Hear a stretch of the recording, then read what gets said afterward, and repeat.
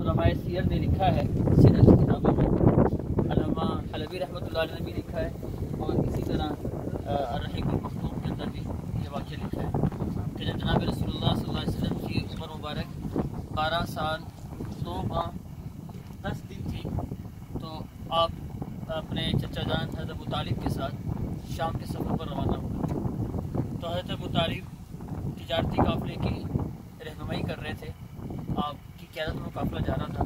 تو یہاں پر ایک معبد خانہ تھا جس میں ایک راہب رہا کرتا تھا جو بحیرہ راہب کے نام سے مشہور ہے، اس کا نام جرجیس نقل کیا گیا ہے۔ وہ کبھی بھی اپنے معبد خانے سے باہر نہیں نکلتا تھا۔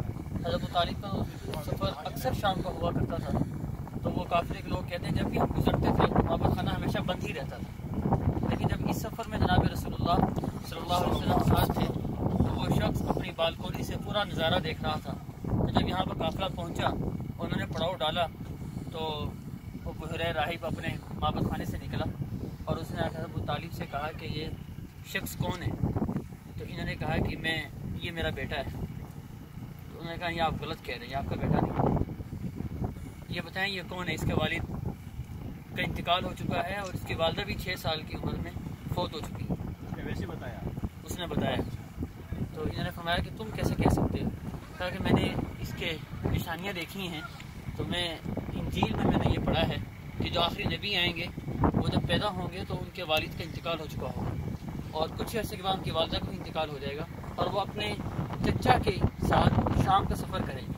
اب یا تو تم اس کے چچا ہو یا چچا کی طرف سے کوئی مقرر کردہ بندے ہو۔ تو انہوں نے کہا کہ میں اس کا چچا ہی ہوں۔ تو انہوں نے کہا کہ میں باپ حضرات کی دعوت کرنا چاہتا ہوں، دوپہر کا کھانا میری طرف سے پورے قافلے والوں کے لیے ہوگا۔ چنانچہ حضرت ابو طالب نے اونٹ دیے، جناب رسول اللہ اونٹ چرانے کے لیے چلے گئے۔ پورا قافلہ جو تھا وہ اس درخت کے نیچے آ کر بیٹھ گیا اور کھانے کی دسترخوان لگا دیا۔ تو وہ راہب آیا نیچے اور اس نے کہا کہ پورے قافلے والے آ گئے؟ تو حضرت ابو طالب نے کہا جی تمام لوگ آ گئے۔ اس نے کوئی رہ تو نہیں گیا؟ انہوں نے کہا نہیں کوئی نہیں رہا۔ تو انہوں نے دیکھا یہاں پر تو جناب رسول اللہ ان کو نظر نہیں آیا۔ انہوں نے کہا وہ ایک بچہ آپ کے ساتھ تھا، وہ کدھر ہے؟ وہ تو بچہ اس کو کھانے کی طرف معلوم نہیں ہے کہ نہیں، وہ تو اونٹ چرانے کے لیے چلا گیا۔ تو اس جرجیس نے کہا کہ اگر وہ نہ ہوتا تو میں تمہاری دعوت بھی کیوں کرتا، میں تمہاری دعوت اس کے صدقے کر رہا ہوں، اس کو بلاؤ۔ تو حضرت ابو طالب نے کہا کہ اس میں ایسی کون سی خاصیت ہے جو آپ نے ہم سب کی دعوت اس کی وجہ سے کی؟ آپ نے کہا، راہب نے کہا کہ آپ دیکھ لیجیے گا، ابھی جب وہ آئے گا تو پھر میں بھی آپ کو بتاؤں۔ چنانچہ جب حضور اکرم صلی اللہ علیہ وسلم کو پیغام بھیجا گیا، ان کو بلایا گیا، جب آپ تشریف لائے تو یہ درخت کا سایہ جو ہے وہ جتنے لوگ بیٹھے تھے ان سب نے سایہ کی جگہ لے لی تھی، اب سایہ کی جگہ باقی نہیں تھی۔ جب جناب رسول تشریف لائے تو اس درخت نے اپنی ٹہنیاں حضور کی طرف اٹھا لی اور حضور کو سایہ دے دیا۔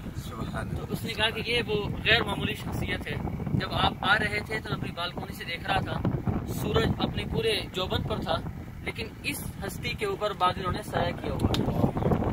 یہ وہ درخت ہے جس نے جناب رسول اللہ کے اوپر سایہ کیا۔